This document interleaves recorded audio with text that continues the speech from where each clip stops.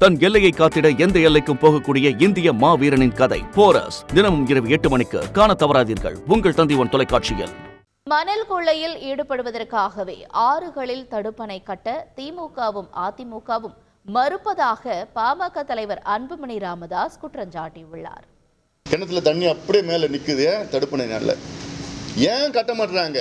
மணலை கொள்ளடிக்கணும்னு.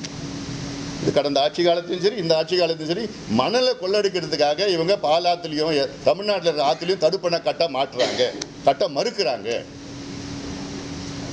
கொள்ளிடம் ஆறு 110 கிலோமீட்டர் இருக்கு. முக்கோம்புக்கு முன்னாடியிலேருந்து போகுது, அங்கே முடியுது, பூம்பாரில் பக்கத்தில் முடியுது, அங்கே கொள்ளிடம் பக்கத்தில் முடியுது. அங்கே அந்த 110 கிலோமீட்டரில் நாங்கள் 10 தடுப்பணை கேட்டோம். இவங்க என்ன பண்ணியிருக்கிறாங்க? 17 குவாரி தொடங்கியிருக்கிறாங்க. நல்ல வேட்பாளர்களை தேர்வு செய்ய வேண்டும். இந்த தேர்தலை பொறுத்தவரை தமிழக மக்கள் சின்னத்தை பார்த்து வாக்களித்தார்கள், வேட்பாளர்களை பார்த்து வாக்களிக்கவில்லை.